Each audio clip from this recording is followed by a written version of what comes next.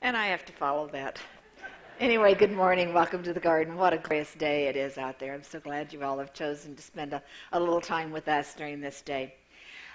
When I was in the process of putting this message together, I happened to read something that a United Methodist pastor shared with whoever wanted to read it about how he had dealt with his congregation the day after the Supreme Court ruling came down regarding same-sex marriage.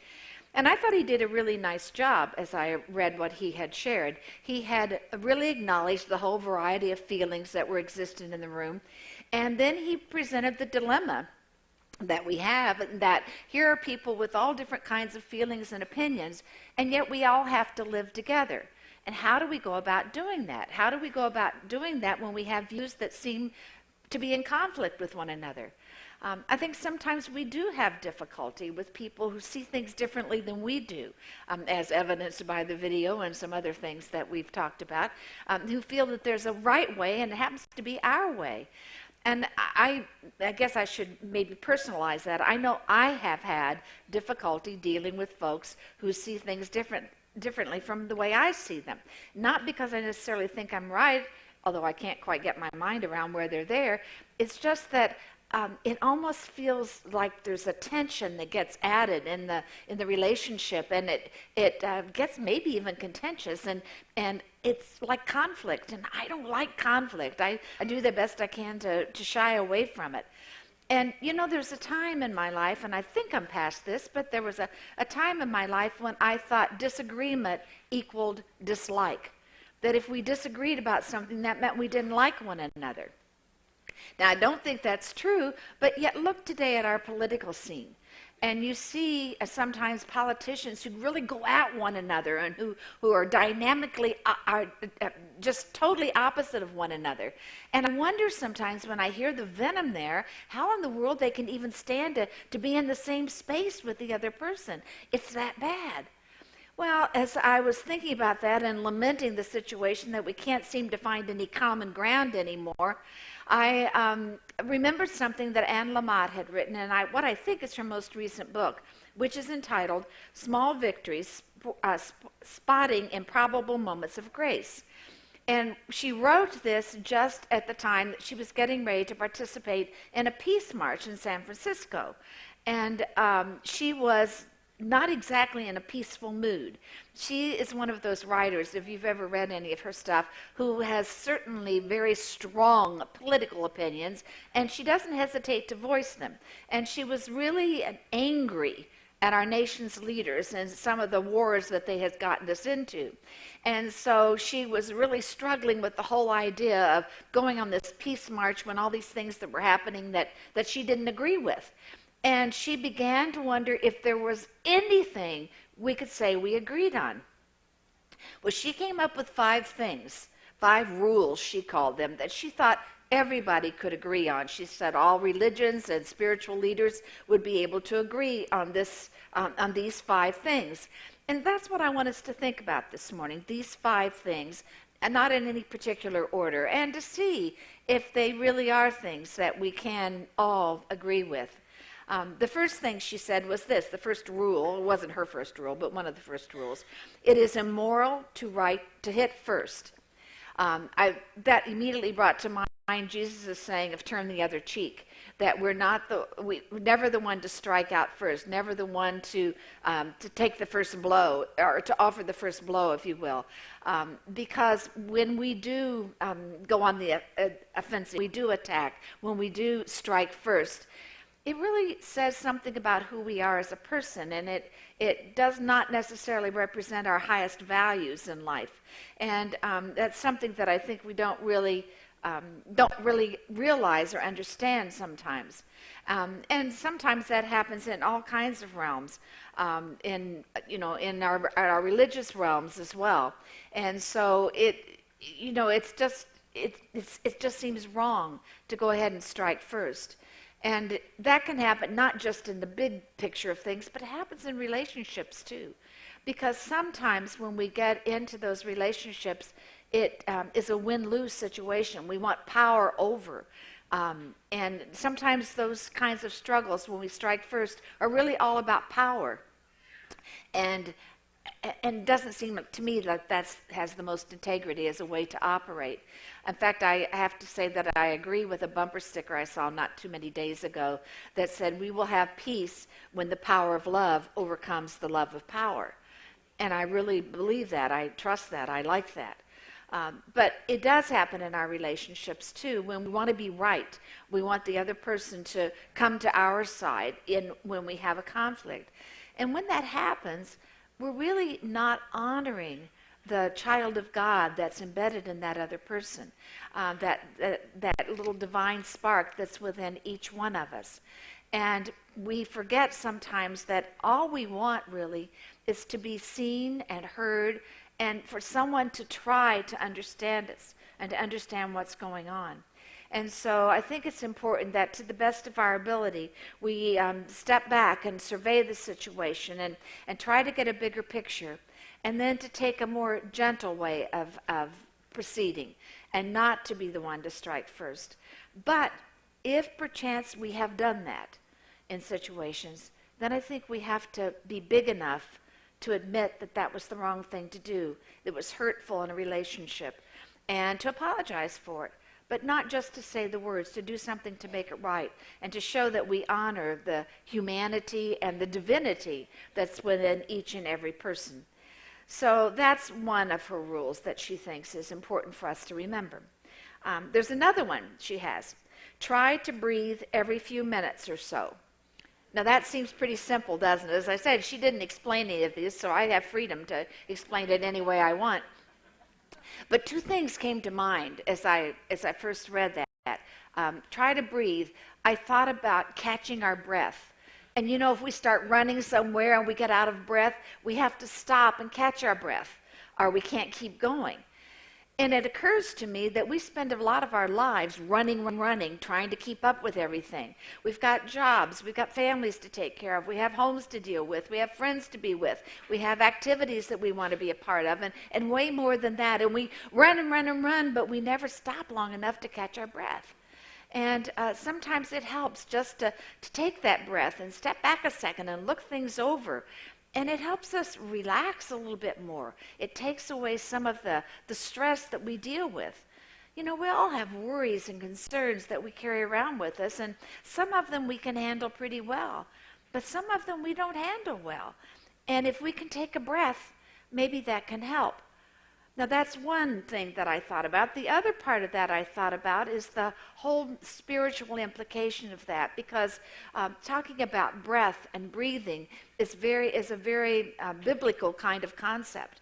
We talk about the breath of God, the Spirit of God, then breathing into us and inspiring us. And I thought about what it is when we actually focus on our breathing, when we breathe in and then we breathe out.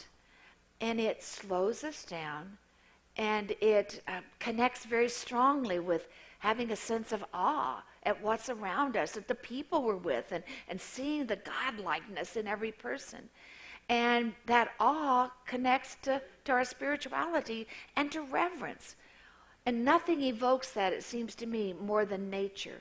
Just the splendor of nature around us. In fact, I think there was a Time magazine that had a headline that said, "No atheists at the Grand Canyon," because it is so magnificent and so overwhelmingly huge. How could there possibly be anyone that couldn't believe that such a powerful supreme being brought that into being? And so it is important, I think, that we do focus on our breathing, take it in and take it out, and to allow ourselves to really experience those moments that are so precious, that go so quickly, that we'll never live again. And then there's another rule she has, and it's this: it helps beyond words to plant bulbs in the dark of winter. Now, that seems kind of silly, doesn't it? Unless you've spent the winter in Indianapolis. And if you spent the winter up here, we know that there are long, cold, dark days, and it seems as though spring will never come. And I think sometimes our dreams start to think about what it would be like when things turn green and seeds start to sprout and we begin to see things come to life again. I think that's what she's talking about, because when we plant a seed, it is a sign of hope. We hope for what's going to come from us. And hope is a really powerful thing. Hope helps us believe that a new day will come, that life will be renewed, and that the light will overcome the darkness. It's incredibly powerful. Anne Lamott says this about hope. Hope begins in the dark, the stubborn hope that if you just show up and try to do the right thing, the dawn will come. Hope and faith are very closely connected. That's what the writer of Hebrews says with these words. To have faith is to be sure of the things we hope for, to be certain of the things we cannot see. And an unknown writer put it like this: hope is putting faith to work when doubting would be easier.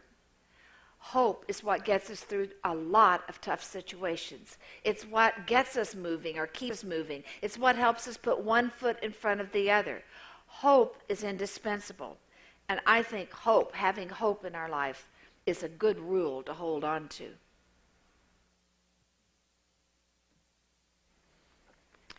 If you were counting, we only did 3 rules so far, so I'm back. We have 2 more that we want to talk about that Anne Lamott suggested. And this one is, you reap exactly what you sow. That is, you cannot grow tulips from zucchini seeds.